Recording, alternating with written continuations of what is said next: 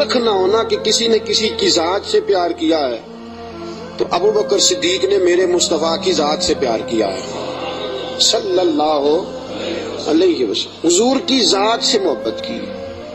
اور کب یاری لگائی؟ جناب ابو بکر صدیق کی عمر 16.5 سال تھی۔ کتنی؟ اور نبی پاک کی عمر تقریباً 20 سال تھی۔ مکے میں دوستی لگ گئی، پانی پرن سہیلیاں تے رنگا رنگ کڑے، اسی پریا اس دا جانیے جس دا توڑ چڑھے۔ کہاں دوستی لگائی؟ 16.5 سال کی عمر۔ آج 1450 سال گزر گئے ہیں، مدینہ منورہ جو جا کے گردن چکاتا ہے ابو بکر کی یاری کو بھی سلام کر کے جاتا ہے۔ کیسی دوستی ہے! اور ذات کے ساتھ پیار کیا، صفات کے ساتھ نہیں۔ جب آدمی کا عروج ہوتا ہے تو بڑے یار آ جاتے ہیں، بڑے دوست نکلتے ہیں، وہ کہتے ہیں کیا بات ہے جناب کی، ہم آپ کے ساتھ رہا کرتے تھے، وہ پرانا یارانہ، پرانی دوستی، آپ ہمارے پڑوسی ہیں، چوتھی گلی میں آپ کا گھر ہوتا تھا، کبھی کبھی فلاں دکان پہ ملتے تھے، اکٹھا سودا خریدتے تھے، بڑے لوگ۔ لیکن دکھ کا وقت، تکلیف کا وقت، ابو بکر صدیق نے حضور سے اس وقت یارانہ لگایا تھا جب کوئی بھی نہ تھا، کوئی بھی نہ تھا۔ کئی لوگ آئے ہیں، وَرَأَيْتَ النَّاسَ يَدْخُلُونَ فِي دِينِ اللَّهِ أَفْوَاجًا، فوجوں کی فوجیں آئیں، لیکن ابو بکر اس زمانے میں آئے حضور کی ذات سے پیار کر کے، نبی پاک کی شخصیت سے پیار کر کے۔ 16.5 سال کی عمر میں یارانہ لگایا۔ حضور بھی تجارت کرتے تھے، جناب صدیق اکبر بھی تجارت کرتے تھے۔ جب جناب خدیجہ الکبریٰ سے نبی پاک علیہ الصلوۃ والسلام کا نکاح مبارک ہوا تو حضور اسی محلے میں چلے گئے جہاں حضرت خدیجہ کی رہائش تھی، تو اسی محلے میں جس کو آج شار ابراہیم خلیل کہا جاتا ہے، اسی محلے میں مکہ مکرمہ میں جناب صدیق اکبر کا گھر تھا۔ پہلے یارانہ تھا، پھر محلہ بھی ایک ہو گیا، شام کو روز ملاقات ہو جاتی، روز۔ جس دن رسول کائنات صلی اللہ علیہ وسلم پہ وحی کے آثار آنے لگے نا، جناب جبرائیل علیہ السلام تشریف لانے لگے، آثار وحی آنے لگے، تو نبی پاک علیہ السلام تھوڑا تھوڑا پریشان رہنے لگے۔ جناب خدیجہ الکبریٰ نے حضرت ابو بکر صدیق کو پیغام بھیجا، بلایا، اور اس زمانے میں ابھی کلمہ نہیں پڑا۔ فرمانے لگی آپ کے صاحب، آپ کے دوست ذرا پریشان رہتے ہیں، ان سے پوچھے تو صحیح کیا معاملہ۔ حضرت خدیجہ الکبریٰ رضی اللہ، یہ کس زمانے کا یارانہ، یہ کس دور کی دوستی ہے؟ اور وہ تجارت کا زمانہ تھا، وہ کاروبار کا وقت تھا، رسول پاک کے ساتھ دوستانہ لگ گیا تھا، محلہ ایک تھا۔ پھر اس دوستی نے آگے درجات اختیار کیے۔ انسان اپنے دوست کے ساتھ، اور بالخصوص جو جوانی کا دوست ہوتا ہے، اس کے ساتھ بڑا بے تکلف ہوتا ہے۔ اور آپ نے اگر کسی بندے کو پرکھنا ہو تو دن رات اس کے ساتھ ٹائم گزارے۔ رسول کریم صلی اللہ تعالیٰ علیہ وسلم کی بارگاہ میں کسی شخص نے عرض کی حضور فلاں بندہ بڑا اچھا ہے، فرمایا کبھی تو نے اس کے ساتھ سفر کیا ہے؟ کہا حضور نہیں۔ فرمایا پہلے سفر کر پھر بتانا، پہلے اس کے ساتھ، تاکہ تجھے اس کے دن رات کے معاملات کا پتہ چلے، اس کے مزاج کا پتہ چلے، پھر بتانا، یوں نہ بتا۔ جناب صدیق اکبر رضی اللہ تعالیٰ عنہ نے نبی پاک علیہ الصلوۃ والسلام کو 20 سال کی عمر مبارک سے جانتے تھے، اور حضور علیہ الصلوۃ والسلام نے اعلان نبوت فرمایا 40 سال کی عمر میں۔ یہ جو 20 سال ان کا درمیان میں یارانہ رہا، دوستانہ رہا، اس پورے عرصے میں انہوں نے نبی پاک علیہ السلام کو اس نگاہ سے نہیں دیکھا کہ یہ نبی ہے۔ توجہ ہے آپ کی؟ بات کو پرکھیے گا، ذرا غور کیجئے گا۔ ایک ہوتا ہے بندہ سمجھتا ہے یہ شیخ ہے، یہ پیر ہے، یہ علامہ ہے، یہ مولانا ہے، اب جب اس نگاہ سے وہ پرکھتا ہے، دیکھتا ہے، تو آپ جان سکتے ہیں کہ وہ اس کا تصور ہوتا ہے کہ یہ نیک ہوگا، پرہیزگار ہوگا۔ بہت ساری ایسی نظریں ہیں جو اس پہ وہ ڈالتا ہی نہیں، تائرانہ نظریں، تنقید کی نظریں ڈالتا ہی نہیں، اس زاویے سے وہ سوچتا ہی نہیں۔ میرے عزیزو، نبی کریم صلی اللہ علیہ وسلم کو جناب صدیق اکبر نے 20 سال اس نظر سے دیکھا ہی نہیں کہ یہ نبی ہے۔ یہ میرے نبی پاک علیہ الصلوۃ والسلام کی سیرت اور کردار کا حسن ہے۔ فقد لبثت فیکم عمرا من قبلہ افلا تعقلون، کہا لوگوں میں نے تمہارے درمیان عمر گزاری ہے، میرا تمہارے درمیان جوانی کا گزارنا اور پاکیزہ رہنا اس بات کی دلیل ہے کہ میں اللہ کا نبی ہوں۔ میری عمر کو دیکھ لو، میں نے 40 سال کا وقت تمہارے درمیان گزارا، یہ دلیل ہے کہ میں اللہ کا نبی ہوں۔ 20 سال دیکھا جناب صدیق اکبر نے، اور نبی پاک علیہ السلام فرماتے ہیں جس کو بھی میں نے کہا نا کلمہ پڑھ لے، اس نے معجزہ مانگا۔ کسی نے کہا پتھروں کو کلمہ پڑھائیے، کسی نے کہا درختوں کو سجدہ کرائیے، کسی نے کہا ڈوبے ہوئے سورج کو بلائیے، کسی نے کہا چاند توڑ کے دکھائیے۔ فرمایا ابو بکر نے معجزہ مانگا ہی کوئی نہیں۔ ابو بکر نے معجزہ اے کن فیکون اجے کل دی گل ہے، اساں پہلوں پریت رلائی۔ ابو بکر صدیق نے معجزہ مانگا ہی نہیں۔ میں نے کہا ابو بکر کلمہ پڑھ لے، کہا حضور ٹھیک ہے پڑھا دے، حضور ٹھیک ہے پڑھا دے۔ نبی پاک علیہ السلام کا کلمہ پڑھ لیا جناب صدیق اکبر نے۔ دوستو ابو بکر صدیق مکہ مکرمہ کے ایک سنجیدہ ترین شخص کا نام ہے۔ یہ جذباتی آدمی نہیں، یہ غریب آدمی تھا، چلا گیا پیر صاحب کے پاس، مرید ہو گیا، ساری دن کی خدمت میں گزار دی۔ یہ ایک بہترین تاجر ہے، یہ وہ شخص ہے جس کا مکہ مکرمہ سے لے کر مدینہ طیبہ تک اور شام کی سرحدوں تک تجارت کا مال پھیلا ہوا ہے۔ آپ دیکھیے جب ہجرت کر کے حضور گزر رہے ہیں نا مکہ مکرمہ سے مدینہ طیبہ کی طرف، تو بہت سارے لوگ ایسے تھے جو حضور کو نہیں جانتے تھے لیکن جناب صدیق اکبر کو جانتے تھے، واقف تھے حضرت صدیق اکبر کے۔ حضور انہوں نے جناب ابو بکر صدیق سے پوچھا یہ کون ہے آپ کے ساتھ؟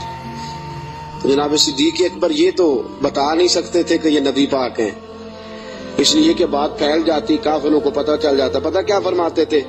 فرماتے تھے یہ میرے راہبر ہیں، یہ مجھے سیدھا رستہ دکھاتے ہیں، یہ مجھے سیدھا رستہ دکھاتے ہیں، یہ میرے راہبر ہیں، میں ان کے پیچھے ہوں، جدھر لے جاتے ہیں میں چلا جاتا ہوں۔ وہ لوگ یہ سمجھتے کہ شاید ابو بکر کو رستوں کا پتہ، تو کسی ایسے شخص کو ساتھ لیا جسے رستوں کا۔ یہ ایک بہترین سمجھدار زیرک آدمی ہے، زیرک آدمی اور دانا آدمی ہے۔ اس نے کلمہ پڑھ لیا، کیا دیکھ کے؟ صرف یہ دیکھ کے کہ یار وہ شخص اس کی جوانی اتنی پاکیزہ ہے، اس کا مزاج عرب کے اس برے اور گندے معاشرے میں اتنا صاف ستھرا ہے، وہ یقیناً اللہ کا نبی ہو سکتا ہے۔ اس مزاج میں جناب صدیق اکبر نے کلمہ پڑھا، اور کلمہ پڑھ کے پوری تیاری کر لی نبی پاک کا ساتھ دینے کی۔ تجارت چھوڑ دی، کاروبار چھوڑ دیا، بچے بھی تھے۔ ابو بکر صدیق کی 14 کے قریب اولادوں کا تذکرہ ملتا ہے، بچے بھی تھے، والد صاحب بھی موجود تھے۔ جناب ابو بکر صدیق کے والد گرامی جناب صدیق اکبر کے انتقال کے بعد ان کا وصال ہوا۔ حضرت صدیق اکبر کے بہن بھائی بھی تھے، سارا کچھ تھا، لیکن ابو بکر نے مان لیا ہے تو پھر باقی سارا کچھ چھوڑ دیا ہے۔ صدیق اکبر سائے کی طرح میرے نبی پاک کے ساتھ ہے۔ حضور نے فرمایا دن ہے تو ابو بکر نے کہا سونے دینی ہے، رات ہے کہا حضور رات ہی ہے۔ ایک بات، صرف ایک بات، اور پھر میں آگے بڑھتا ہوں۔ حضرت علی المرتضیٰ رضی اللہ تعالیٰ عنہ نے لوگوں سے پوچھا تھا، لوگوں اپنے زمانے میں حضرت علی نے اپنے دور خلافت میں فرمایا لوگوں بتاؤ سب سے زیادہ بہادر کون ہے مسلمانوں میں سے؟ انہوں نے کہا حضور آپ علی ہیں، اسد اللہ و رسول آپ کا لقب ہے، آپ ہی سب سے زیادہ بہادر ہیں، اور کون ہوگا؟ تو جناب علی المرتضیٰ نے فرمایا مکہ مکرمہ میں ایک دن ایسا بھی آیا تھا کہ میرے سامنے کافروں نے رسول پاک کو پکڑ لیا تھا اور سارے مل کے اللہ کے حبیب پہ تشدد کر رہے تھے، معاذ اللہ۔ کوئی گلے میں چادر ڈال کے اس کو مروڑتا تھا، اس کو جو ہے وہ کھینچتا تھا، اور حضور کی مقدس آنکھیں باہر نکل آئیں۔ فرمایا کوئی نبی پاک علیہ الصلوۃ والسلام کو مارتا تھا، فرماتے ایک شخص زور سے پکارا ابو بکر کو بلاؤ، ایک شخص زور سے پکارا ابو بکر کو۔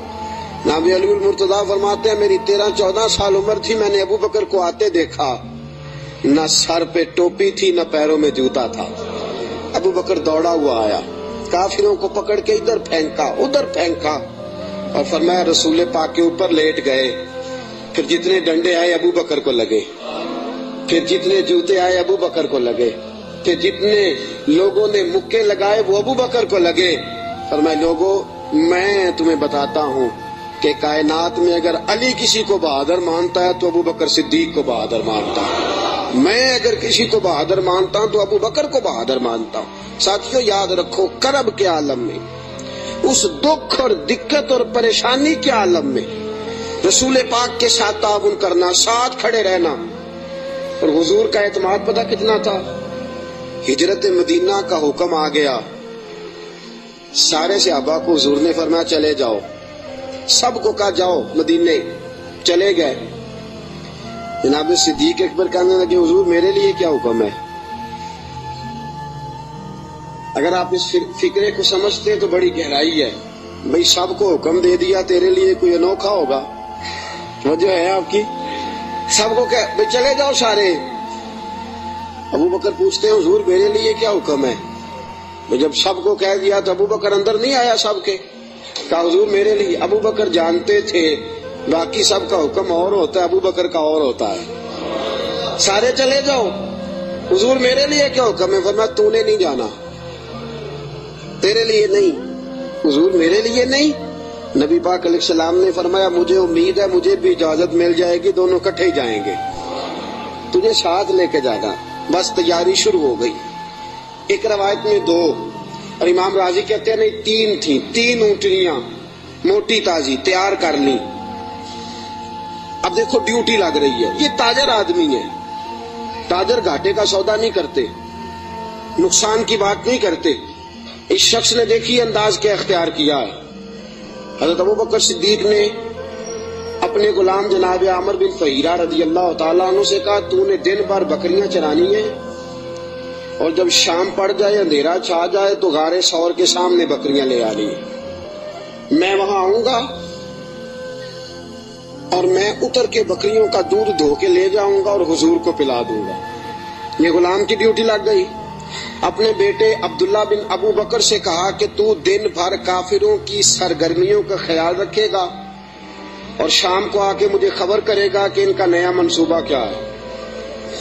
अपनी बेटी हजरत अस्मा बिनते अबी बकर से फरमाया बेटी डेली ताजा खाना पका के लाना, ताजा खाना, और देखना शाम को खाना लाए तो इतना लाना कि सुबह भी खा सके। अबू बकर सिद्दीक रज़ी अल्लाह ताला अन्हु के पास 40,000 दिनार थे घर में पड़े हुए। वालिद साहब नाबीना थे।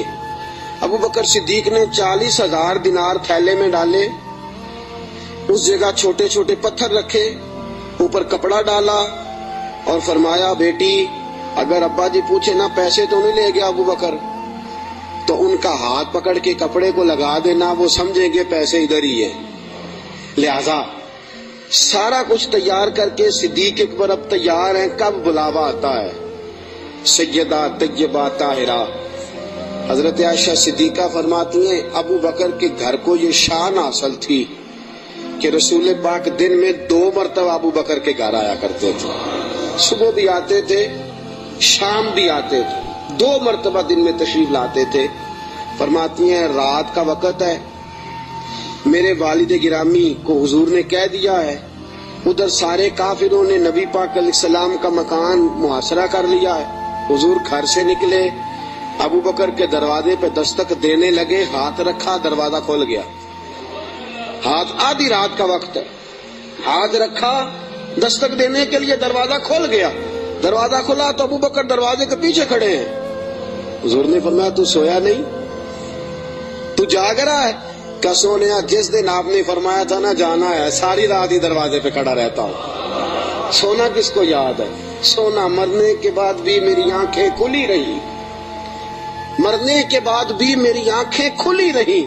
मुझे आदत जो पड़ गई थी तेरे इंतजार की, का या रसूल अल्लाह जिस दिन फरमाया था जाना है, सारी रात दरवाजा खोल के इंतजार करता हूँ, सोना जब भी आएगा फौरन निकलेंगे। रसूल पाक अलैहिस्सलाम ने फरमाया मेरे पास जिब्रील आए और अर्ज करने लगे हुजूर आपको इजाजत है, हिजरत कर सकते हैं। तो मैंने कहा मेरे साथ कौन जाएगा? تو جناب جبریل کہنے لگے رب فرماتا ہے ابو بکر کو ساتھ لے جانا. ابو بکر صدیق کو ساتھ نکلے. اب ایک شخص تھا عبداللہ بن عریت اس کا نام تھا. جناب صدیق اکبر چونکہ رستہ وہ اختیار کرنا تھا مدینے جانے کے لیے کہ جو عام رستہ نہیں جس سے سب لوگ جاتے تھے اس رستے نہیں جانا تھا. رستے میں آبادیاں تھی، گاؤں تھے، ایسا نہ ہو کہ کفار کو پتہ چل جائے، الگ رستہ اختیار کر. ایک شخص حضرت صدیق اکبر نے کچھ پیسوں پر ساتھ لیا، جو بندہ رستہ ایک الگ رستہ اختیار کرنا تھا تو وہ رستہ بتلائے. اور اعلیٰ حضرت رحمت اللہ نے لکھا ہے کہ جس رستے سے روٹین میں لوگ جاتے ہیں وہ رستہ اختیار نہیں فرما. جب نکلے نا گھر سے غار ثور تک، اس وقت اونٹنی پہ نہیں بیٹھے. آپ نے عبداللہ نامی شخص کو کہا کہ تو 3 دن کے بعد یہ اونٹنیاں لے کے غار کی دوسری سائڈ پہ پہنچ جانا. 3 دن کے لیے جب گئے ہیں، رات کو تو پیدل گئے ہیں. نکلے غار ثور کی طرف، نبی پاک ساتھ ہیں، ساری رات کی نیند ہے، حضور کا جسم مبارک نازک ہے. غار ثور تک جاتے ہی تھک گئے رسول پاک علیہ السلام، بظاہر تھک گئے. عمر بھی زیادہ نہیں، ابو بکر صدیق 2-2.5 سال تو چھوٹے ہیں صرف. رسول پاک صلی اللہ علیہ وسلم غار ثور پہ جانا ہے. اللہ آپ سب کو مکے لے جائے، آمین تو کہہ دو. اللہ آپ کو مکے لے جائے، لے جائے اللہ تبارک و تعالیٰ آپ کو، تو پھر آپ غار ثور پہ بھی جائیں. ویسے مجھے ایک شخص ملا ہے مکے میں جو کہتا ہے مجھے 18 سال ہو گئے میں اوپر نہیں گیا، ڈر لگتا ہے. 18 سال ہو گئے رہتے ہوئے اوپر گیا اس لیے کہ اونچی بڑی ہے. 5413 فٹ اونچی غار ہے. 5400 رستہ بھی کوئی نہیں. اور یہ وہ غار ہے جس کا اللہ نے قرآن میں ذکر فرمایا ہے، اذ ہما فی الغار، جب وہ دونوں غار میں تھے. اور وہاں اتنے سیانے پڑھے لکھے مولوی رہتے ہیں، جس غار کا اللہ نے قرآن میں ذکر کیا کہتے اوپر نہ جانا. بھئی اللہ نے قرآن میں ذکر کر دیا، اسے دیکھنے نہ جائیں، کیا خیال ہے؟ تو اوپر نہ جانا. نبی پاک تو کام کے لیے گئے تو تمہیں کیا کام ہے؟ تو ہم نے کہا ہم کام تو پوچھتے نہیں، ہم نے نہ کبھی قطرے پہ غور کیا اور نہ دریا دیکھا، بس جہاں تیری جھلک دیکھی وہیں ڈوب گئے. اب 5413 فٹ اونچی غار ہے. رستہ آج بھی صحیح نہیں، بندہ چڑھ سکتا؟ تسی کدوں آکھنا نہیں، جڑے چڑھے انہوں نے پوچھو بندہ کی ہے. 5413 فٹ اونچی غار ہے. رستہ آج بھی ٹھیک، حالانکہ بڑا بن گیا، بڑا بنایا لوگوں نے، کوشش کر کے ہمت کر کے بنایا، لیکن آج بھی رستہ ٹھیک. اس دور میں کیسا ہوگا؟ اور ایک بات میں آپ کو پہلے بتا چکا کہ وہ رستہ اختیار بھی نہیں کرنا غار پہ جانے کے لیے جو روٹین میں لوگ استعمال کرتے ہیں. الگ رستے سے جانا ہے، وہ رستہ تو استعمال ہی نہیں کرنا. اب تھوڑا سا رستہ چڑھے، الگ رستہ ہے، غار ثور پہ چڑھنا ہے. حضرت ابو بکر صدیق فرماتے ہیں اچانک میری نظر پڑی تو حضور کے مقدس قدموں سے خون بہ رہا تھا. اچانک نظر پڑی. بڑے بڑے پہلوان لوگ میں نے دیکھے ہیں، نصیبوں والے، جو ویل چیئر پہ اپنے ابا جی کو سارا حج کرا دیتے ہیں.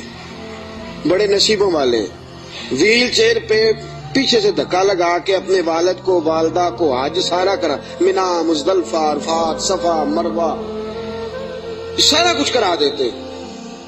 اور عمرے میں بھی دیکھیں ابا جی کو اماں جی کو بٹھایا ہے ویل چیئر پہ اور طواف کرا رہے ہیں صفا. بڑے نصیبوں والے بچے ہوتے ہیں جو ایسا کرتے ہیں. لیکن آج تک میں نے سنا نہیں کہ کوئی بندہ اپنے ابا جی کو یا اپنی اماں کو کندھوں پہ بٹھا کے غار ثور پہ بھی لے گیا ہو. میں نے سنا، میری رعایت نہ کرنا اگر آپ نے سنا تو مجھے بتا دے کہ کوئی جوان پہلوان اپنی اماں جی کو یا اپنے ابا جی کو کندھوں پہ بٹھا کے غار ثور لے گیا ہو. سنا ہے آپ نے کبھی؟ نہیں. پکی بات ہے. فرماتے ہیں میں نے دیکھا کہ نبی پاک علیہ السلام کے مقدس قدموں سے خون بہ رہا ہے. میں نے ہاتھ باندھے، میں نے کہا سونے ایک عرض کروں. حضور علیہ السلام نے کہا کہو. کہ یا رسول اللہ مہربانی فرمائے میرے کندھوں پہ سوار ہو جائیں، میرے فرماتے ہیں رسول پاک صلی اللہ تعالی وسلم میرے کندھوں پہ چڑھ گئے. اب پیچھے خوف تھا کہ کافر نہ آ جائیں. حضور کو تو نہیں تھا, ابو بکر صدیق کو بھی اپنی ذات کا نہیں تھا, نبی پاک کا خوف تھا کہ کہیں کافر کوئی حضور کی بے ادبی نہ کر جائیں. نبی پاک علیہ السلام کو کندھوں پہ بٹھایا. رسول پاک علیہ السلام نے دونوں بازو ان کے گلے میں ڈالے, ٹانگوں مبارک کے پیچھے سے جناب صدیق اکبر نے ہاتھ ڈالے. اور اعلیٰ حضرت فرماتے آرام آرام سے نہیں, سانس لے لے کے نہیں, سکون سے نہیں. ابو بکر نے ایک قدم اٹھایا ہے تو سانس پھر غار ثور پہ جا کے لیا, غار ثور پہ جا کے. اور چڑھتے کس طرح ہیں؟ ایڑیاں زمین پہ نہیں رکھتے, صرف پنجے رکھتے ہیں. اس طرح تیزی کے ساتھ, کہیں پیچھے کوئی آ نہ جائے, فٹافٹ تیزی کے ساتھ. پورا پیر نہیں جماتے. ابو بکر پورا پیر کیوں نہیں جماتے؟ کہا اگر پنجہ پورا لگ گیا تو کافر پہچان جائیں گے قدموں کے نشانوں کی وجہ سے. پورا پنجہ اور تیزی کے ساتھ, تیزی. میاں محمد بخش صاحب عارف کھڑی رحمت اللہ علیہ فرماتے ہیں ویکھو پباں پار قدم نہیں جے لاؤندا, پباں پار ہے پورا قدم نہیں جے لاؤندا, پباں پار قدم نہیں لاؤندا تے سور پہاڑ تے چڑھیا جاندا. پباں پار قدم نہیں لاؤندا, سور پہاڑ تے چڑھیا او پیا جاندا تے یار نبی دا. تیز تیز جا رہے تھے نا, تو بزرگوں نے اس کی منظر کشی کی, تیزی سے بات کی. او پیا پباں پار قدم نہیں جے لاؤندا, سور پہاڑ تے چڑھیا جاندا ہے, او پیا جاندا تے یار نبی دا. پباں پار قدم نہیں لاندا, سور پہاڑ تے چڑھیا جاندا, او پیا جاندا تے یار نبی دا. اے اصلی دلدار نبی دا, اے اصلی دل. اب غار ثور پہ پہنچ گئے, بس ٹھیک ہے, سانس لینا چاہیے, آرام کرنا چاہیے. حضور کو بٹھایا, 4 چادریں ہیں صدیق اکبر کے پاس. ایک چادر ہے گلے کے اندر رکھی, 2 چادریں سینہ بند کے طور پہ باندھی, چوتھی پگڑی ہے سر پہ. جناب صدیق اکبر نے چادر کھولی, نبی پاک کے نیچے بچھائی. کا حضور آپ بیٹھے, میں ذرا اندر جا کے دیکھ لوں غار میں کچھ ہو ہی نہ. امام فخر الدین رازی فرماتے ہیں غار ثور میں 70 سوراخ تھے. کتنے؟ ماجرا کیا تھا؟ ماجرا یہ تھا کہ جناب عیسیٰ علیہ السلام اپنی امتیوں کو تبلیغ فرما رہے تھے. تو جناب عیسیٰ علیہ السلام نے فرمایا کہ آخری جو پیغمبر آئیں گے بڑی شان والے ہوں گے, بڑی عظمت والے ہوں گے, جو ان کو ایک نظر دیکھ لے گا ایمان کی حالت میں, اللہ اس پر بھی جہنم حرام فرما دے گا. ایک بار جو ایمان کی حالت میں دیکھ لے گا, دوزخ کی آگ سے بچ گیا, خاتمہ بالخیر ہو گیا تو بچ گیا.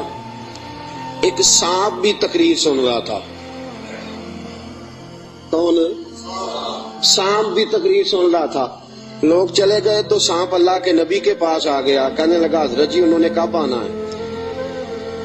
اس پیغمبر نے, حضرت عیسیٰ علیہ السلام نے فرمایا میرے جانے کے 600 سال بعد. کہنے لگا کہاں آئیں گے, کہاں رکیں گے, کہاں ٹھہریں گے, میں نے زیارت کرنی ہے. آپ نے فرمایا 600 سال کون انتظار کرتا ہے؟ کہا حضور دل میں محبت آ گئی ہے, آپ مجھے بس بتا دیں سونے کا رستہ کون سا ہے, راہ کون سی ہے. انتظار کرنا اور انتظار کے اندر اپنے آپ کو زندہ رکھنا اللہ کے فضل سے یہ میرا کام ہے, آپ مجھے بتائیں. حضرت عیسیٰ علیہ السلام نے فرمایا وہ مکے میں آئیں گے, ہجرت کر کے مدینے جائیں گے. مجھے اللہ تبارک و تعالیٰ کے لوح محفوظ سے پتا چلا ہے کہ ایک غار ہے, غار ثور, جس میں 3 دن اور 3 راتیں وہ قیام کریں گے. کہنے لگا سونیا بس مجھے رستہ بتا دے, وہی میں ڈیرا لگا لیتا ہوں جا کے. وہ 600 سال پہلے آ گیا. جب وہ غار ثور میں پہنچا, اس نے سوچا کہ غار ثور میں آ گیا ہوں تو اس میں حضور تشریف لائیں گے تو نبی پاک بیٹھیں گے بھی, آرام بھی کریں گے, لیٹیں گے بھی. میں اتنے سوراخ بنا لیتا ہوں کہ اگر 10 15 20 30 بند بھی ہو گئے تو کوئی نہ کوئی تو کھلا رہے گا ہی نا, تو میں باہر آ کے زیارت کر لوں گا, کرنی تو زیارت ہے. اس نے 2 4 10 سوراخ نہیں کیے, پورے 70 کیے, 70 کیے. اب وہ اس کا اپنا عشق تھا اور یہ جو اندر بند کرنے گیا اس کا اپنا عشق تھا. اس نے 70 سوراخ کیے کہ چلو کوئی تو کھلا رہے گا نا. ابو بکر صدیق نے کہا باری میری ہے دیکھنے کی, کسی اور کو موقع مل ہی نہیں سکتا. جناب صدیق اکبر رضی اللہ تعالیٰ عنہ نے سارے کپڑے پھاڑ دیے اپنے، ساری چادریں، ساری پگڑیاں، 69 امام راضی کہتے ہیں 69 سوراخ بند کر دیے، کپڑا ہی ختم ہو گیا، 70 کے لیے کپڑا بچا۔ اور فرماتے ہیں حال یہ تھا کہ آپ جو سوراخ بند کرتے سانپ دوسری طرف بھاگ جاتا، ادھر سے بھی بند کر دیتے، تیسری طرف بھاگ جاتا، ادھر سے بھی بند کر دیتے، 69 سوراخ بند۔ 70ویں سوراخ کی باری آئی، ابوبکر صدیق نے کہا حضور آ جائیں، نبی پاک اندر تشریف لے آئے۔ اب آتے ہی میرے حبیب کا پہلا جملہ یہ تھا میں نے آرام کرنا ہے۔ بھئی اس خوف میں، اس عالم میں نیند تو نہیں نہ آتی، لیکن حضور جانتے تھے میرے رب کا وعدہ ہے کہ وہ لوگوں سے میری حفاظت کرے گا، مجھے کچھ نہیں ہونے والا۔ ابوبکر صدیق نے اس جگہ ایڑی رکھی جو سوراخ خالی تھا، حضور کو گودی میں لٹا لیا۔ اب ابوبکر صدیق جلوے نظارے کرنے لگے۔ امام راضی کہتے ہیں سانپ آیا، اس نے پہلے گزارش کی ابوبکر سے، اس نے اپنا چہرہ رگڑا ابوبکر کی ایڑی سے، کہنے لگا ابوبکر تھوڑا موقع دے دے یار، تھوڑا ٹائم دے دے۔ تو ابوبکر کہنے لگے نہیں باری میری ہے، تو آج ہی تو موقع ملا ہے، راج راج کے یار باری میری ہے، تجھے کیسے موقع؟ یہ تو کبھی کسی نصیبوں والوں کو ملتا ہے تصور شیخ پکانے کا موقع۔ ایک میں ہوں، دوسرا میرا یار ہے، تیسرا کوئی نہیں، کوئی اور تیسرا نہیں۔ ایک حرف سجن دے ناں دا سانو دسدا وانگ قرآن، ہر دم یاد سجن وچ رہنا ساڈا اے ہوئی ورد گیان، تے صورت یار دی ویندیا رہنا اے سب عملاں دی جان۔ سجنا ساڈا دین کی پوچھنا ہے، ساڈا اے ہوئی دین ایمان ہے۔ میری باری ہے، ابوبکر کہتے ہیں میں نہیں آنے دیتا۔ اس نے پہلے گزارش کی ہے، جناب صدیق اکبر کی بے ادبی۔ فرماتے ہیں جب نانا مانے بات تو اس نے 19 ڈنگ مارے۔ کتنے بولیے گا ذرا؟ 19 ڈنگ مارے۔ اللہ نہ کرے، خدا نہ کرے کہ دوران جمعہ کوئی چونٹی آپ کا پیر کاٹ لے، میری تقریر چھوڑ کے سارے آپ کو دیکھنے لگ جائیں گے۔ اللہ نہ کرے چونٹی پیر کاٹ لے، شور ہو جائے گا، پیچھے کرو پیچھے کرو، بڑا مسئلہ۔ اور زہر کی خاصیت ہے، جب زہر کسی آدمی میں سرایت کر جاتا ہے تو پھر اندر کا جو وجود کا اندر کا حصہ ہوتا ہے پھٹ جاتا ہے، جگر پھٹ جاتا ہے، گردے پھٹ جاتے ہیں، منہ سے ناک سے خون نکلتا ہے۔ 19 بار ڈانگ مارا۔ کسی نے جناب صدیق اکبر سے کہا آپ کی ڈانگ کی طرف خیال نہیں گیا؟ فرمانے لگے میں ڈانگ دیکھتا کہ محمد کا رنگ دیکھتا، ڈانگ دیکھتا کہ رسول پاک علیہ السلام کا رنگ دیکھتا۔ ڈانگ کی کس کو پرواہ تھی؟ چونکہ زہر گرم ہوتا ہے، انسان کے وجود کو تپا دیتا ہے۔ ابوبکر روئے نہیں، وہ تپایا نا جب اس نے تو خود بخود آنسو نکلے اور خود بخود حضور کے چہرے پہ گرے۔ میرے رسول پاک کی آنکھ کھلی، کیا ہوا؟ آپ کو کوئی چیز ابھی یہاں آ کے کاٹتی ہے، میں پوچھتا ہوں جی کیا ہوا تو آپ کیا کہیں گے؟ حضرت علامہ مولانا فلاں فلاں فلاں فلاں صاحب مجھے جناب چیونٹی نے کاٹ لیا، یہ تو نہیں نا بندہ کہتا۔ بھئی یہاں آپ کو سانپ نے کاٹا ہے تو آپ تو کہیں گے سانپ سانپ سانپ، مولانا بیٹھے ہوں یا مفتی بیٹھے ہوں مجھے تو سانپ لڑ گیا ہے۔ نبی پاک صلی اللہ تعالیٰ علیہ وسلم نے فرمایا ابو بکر کیا ہوا؟ چاہیے تھا نا جناب صدیق اکبر کہتے کہ سانپ نے کاٹ لیا، حضور سانپ آ گیا، سانپ نے زخم کیا ہے، کیوں نہیں فرمایا؟ حالانکہ ایمرجنسی جب لگتی ہے تو القابات کا خیال نہیں رہتا، لوگ تو آداب کا خیال نہیں رکھتے، دوڑ نکلتے ہیں، بھاگ جاتے ہیں، پریشانی کے عالم میں یاد نہیں رہتا سامنے کون ہے، ادھر کون ہے، دائیں بائیں کون ہے۔ حضور نے فرمایا کیا ہوا؟ تو ابو بکر صدیق کہنے لگے فدا کا روحی و قلبی یا رسول اللہ، سونیا میرا دل بھی قربان ہے، میری روح بھی آپ پہ قربان ہے۔ پھر فرماتے ہیں فدا کا ابی و امی یا رسول اللہ، حضور میری ماں بھی آپ کے قدموں پہ قربان، میرا باپ بھی آپ کے قدموں پہ قربان۔ حضور نے فرمایا ہوا کیا ہے؟ کہا حضور کچھ بھی نہیں، ذرا سانپ نے کاٹ لیا ہے، سانپ نے ذرا پہلے 2 بار حضور آپ پہ میری جان قربان، میرا دل قربان، حضور میری ماں قربان، میرا باپ ہوا کیا؟ حضور سانپ نے۔ اس ایمرجنسی میں بھی ابو بکر صدیق حضور کے آداب کو بھولے، نبی پاک علیہ السلام کے آداب کو، منصب کو بھولے نہیں۔ میرے رسول پاک صلی اللہ تعالی علیہ وسلم نے فرمایا ابو بکر ایڑی میرے سامنے تو کرو. نبی کریم علیہ السلام کے سامنے ایڑی کی تو تھوڑا لعاب دہن حضور نے لگایا. ابو بکر صدیق فرماتے اس گرمی کے موسم میں مصطفیٰ کا لعاب لگا 19 بار ڈنگ کا پتہ بھی نہیں چلا تھا. لعاب دہن نے پورے وجود میں ٹھنڈ پیدا کر دی, پورے وجود میں ٹھنڈک پیدا ہو گئی.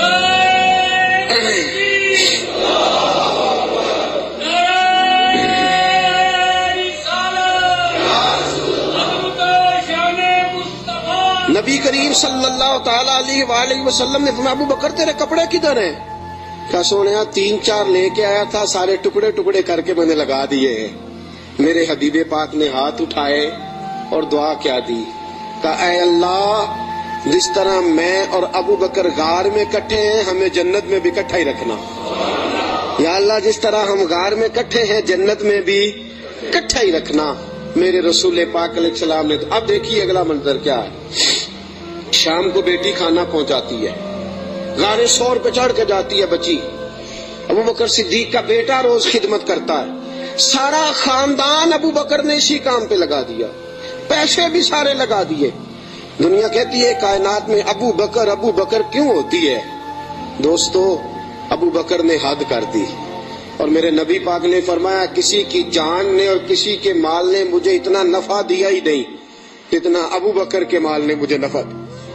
کسی نے دیا ہی نہیں. بڑے لوگوں نے حضور پہ مال خرچ کیا, اتنا نفع دیا نہیں کسی نے جتنا صدیق اکبر نے دیا.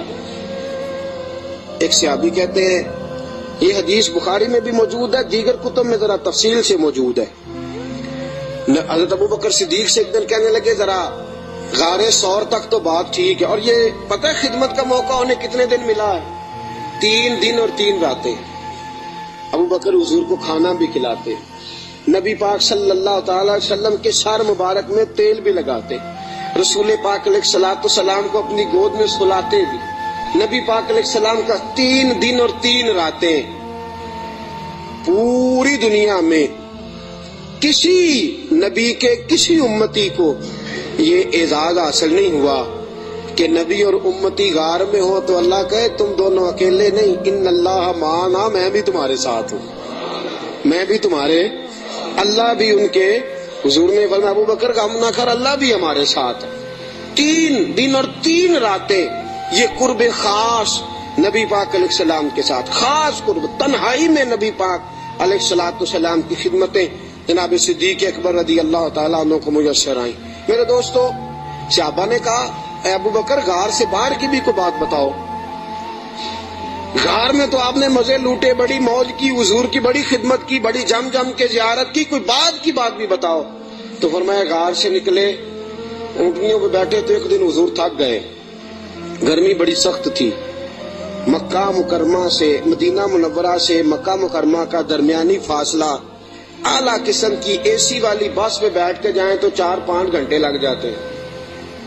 ٹھیک ہے نا جی, 4-5 گھنٹے بھی لگتے ہیں. درمیان میں کھڑا کر کے وہ روٹی بھی کھانے کا موقع دیتے ہیں, سارا کچھ کرتے ہیں, لیکن بندے پھر بھی جا کے تاکی جاتے ہیں, کہتے ہیں حد ہو گئی ہے جی, کتنا ٹائم رہ گیا ہے, کتنے گھنٹے ہو گئے, پوچھ کے تھک جاتے ہیں.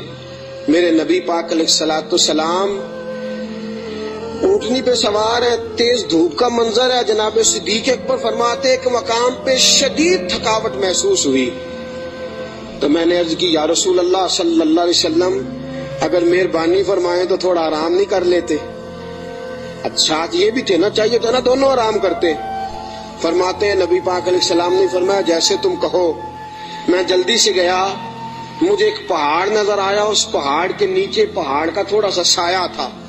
فرماتے ہیں میں نے جلدی سے وہاں سے کنکر وغیرہ ہٹائے, اپنا کپڑا بچھایا اور حضور کو عرض کی یا رسول اللہ یہاں تشریف رکھیں.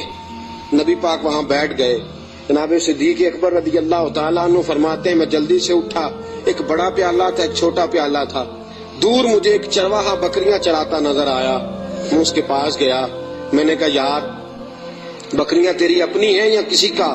تو چرواہا ہے. اس نے کہا نہیں میری اپنی بکریاں ہیں. میں نے کہا ایک بکری کا دودھ میں تجھ سے خریدنا چاہتا ہوں. اس نے کہا ٹھیک ہے لے لو. فرماتے ہیں میں جلدی سے گیا, اس کو پیسے دے کے نکلا. جو کہنے لگا کدھر جا رہے ہو؟ میں نے کہا ابھی بتاتا ہوں. بڑے برتن میں پانی لایا, میں نے کہا میں نے مصطفیٰ کے لیے لنگر لے کے جانا ہے، یہ پانی لے لے، ہاتھ بھی دھو لے اور بکری کے تھن بھی دھو لے۔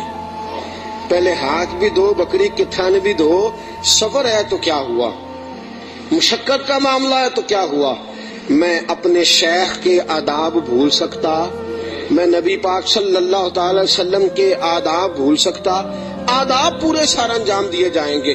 محبوب کریم صلی اللہ تعالی علیہ وسلم کے لیے دودھ لایا، فرماتے ہیں دودھ لے کے آ گیا، جب پہنچا تو اللہ کے حبیب سو گئے تھے۔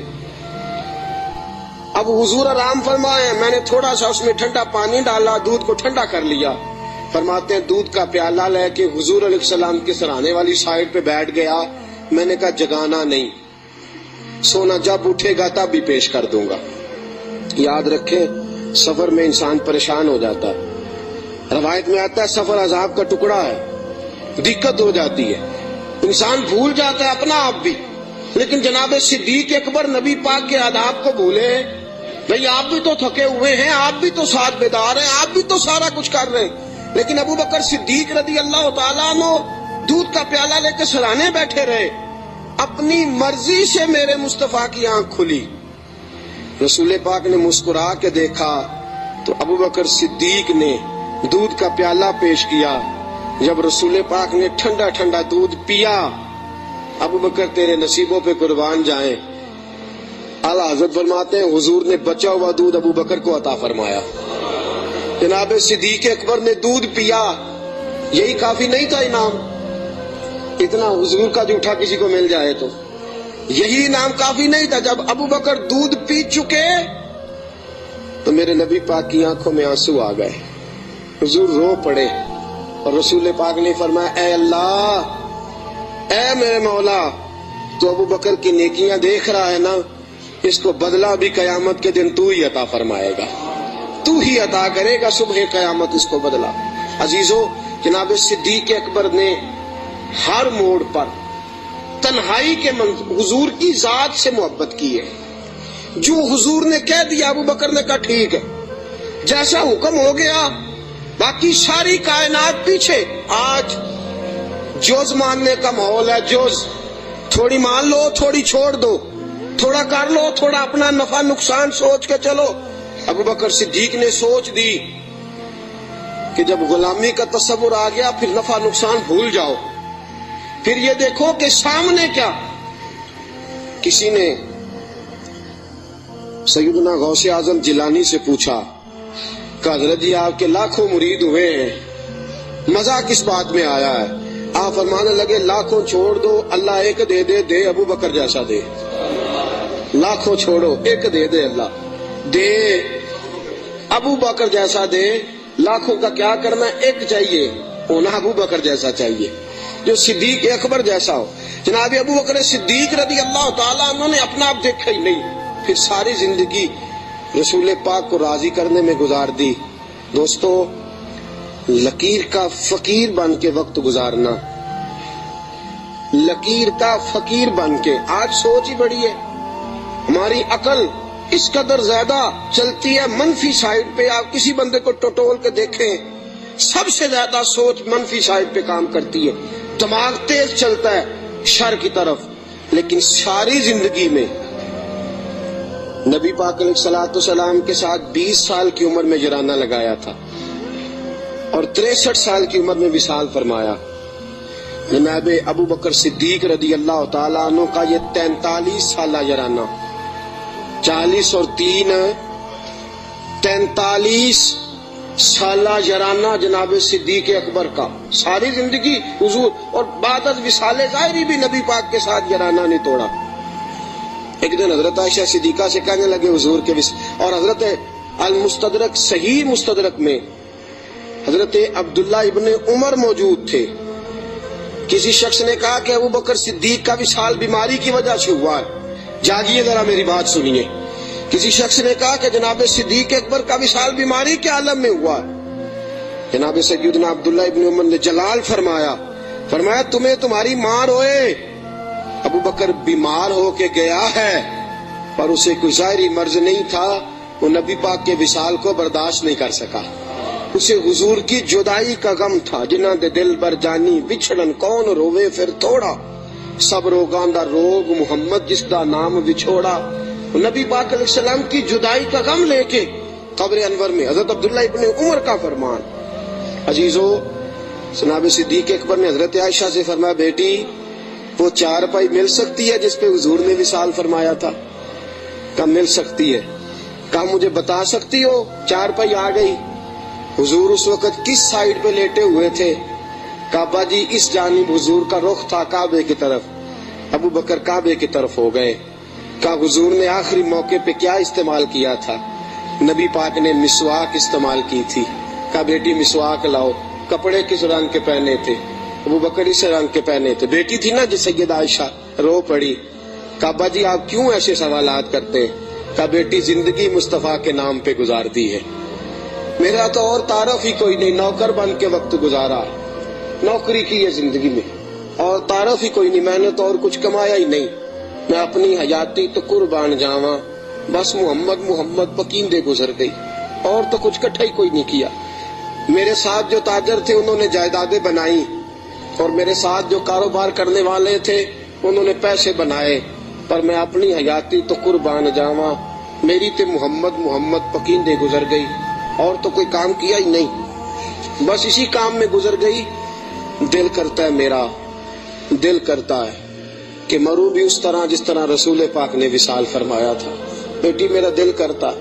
حضرت عائشہ صدیقہ رضی اللہ تعالیٰ عنہا عرض کرتی ہیں کہ آپ اس قسم کی باتیں کیوں؟ کہا بیٹی ایک آخری جواب دے دے، حضور کا وصال ہوا تو دن کون سا تھا؟ حضرت عائشہ صدیقہ فرماتی ہیں ابا جی پیر کا دن تھا۔ فرمایا بیٹی پھر تو دعا کر اللہ مجھے منگل نہ دکھائے، دعا کر اللہ مجھے منگل نہ دکھائے یہ وقت۔ دوستو، جناب صدیق اکبر کا وصال ہوا تو علی المرتضیٰ جیسا شیر چارپائی کے سرانے کھڑا ہوا، تو حضرت ابو بکر کی چارپائی کے سرانے کھڑے ہو کے علی المرتضیٰ رو رو کے بےحال ہو گئے، اور کہنے لگے لوگ کہتے ہیں ابو بکر چلا گیا ہے، مجھے تو لگتا ہے دنیا سے مصطفیٰ کی تصویر رخصت ہو گئی ہے۔ لوگ کہتے ہیں ابو بکر گیا، اور مجھے لگتا ہے کہ یہ وفاؤں کا جنازہ ہے، یہ آج جو ہم جنازہ پڑھیں گے یہ محبتوں کا جنازہ۔ کائنات میں وفا جس کا نام تھا، اور کائنات میں نوکری کرنے کا جس نے حق ادا کیا، اور کائنات میں جس نے وفائیں رقم کی، حضرت علی المرتضیٰ شیر خدا رضی اللہ تعالی عنہ نے فرمایا مجھے تو لگتا ہے یہ وفاؤں کے پیکر کا جنازہ ہے۔ ابو بکر صدیق کا جنازہ اٹھا، علی المرتضیٰ میرے حبیب پاک علیہ السلام کے روضہ اطہر پہ کھڑے ہو کے کہنے لگے حضور ابو بکر آیا ہے، یا رسول اللہ ابو بکر آیا ہے۔ اس کا دل کرتا ہے کہ آپ کے قدموں میں جگہ ملے۔ جناب علی المرتضیٰ پیغام دیتے، اور میرے حبیب پاک صلی اللہ علیہ وسلم کے روضے کی کھڑکی کھلتی ہے تو حضور نے فرمایا اس نے نوکری بڑی کی ہے، اس کو قریب لاؤ اور اس کو میرے پہلو میں دفن کرو۔ انسان تو انسان رہے، 70,000 فرشتے عصر کے وقت اور 70,000 فرشتے جو فجر کے وقت مجھ پر سلامی دینے آتے ہیں، میں ان کی ڈیوٹی لگاؤں گا، ابو بکر پہ بھی سلام پڑھ کے جانا، صدیق کی عظمت کو بھی سلامی دے کے جانا۔ اللہ کی قسم، جو ابو بکر رضی اللہ تعالیٰ عنہ سے معاذ اللہ کسی وجہ سے اختلاف بھی رکھتا ہے نا، میرے حبیب نے کوئی رنگ ہی ایسا بنا دیا ہے۔ ابو بکر سے معاذ اللہ استغفر اللہ کسی وجہ سے اختلاف بھی رکھتا ہے نا، جب میرے مصطفیٰ کے مواجہ شریف کے سامنے کھڑا ہو کے ہاتھ باندھ کے سر جھکاتا ہے اور حضور پہ سلام پڑھتا ہے، تو قسم اللہ کی ابو بکر کی بارگاہ میں خود بخود ہی سر جھک جاتا، خود بخود سر جھک جاتا۔ قیامت تک لوگ سلامیاں دے رہے ہیں۔ ایک کی کام سیکھا ابو بکر نے، انہوں نے کہا میں نے کل مانا، کل، میں نے جز کی بات نہیں کی، تھوڑا سا مان کے میں نے چھوڑ نہیں دیا، میں نے کل مانا ہے۔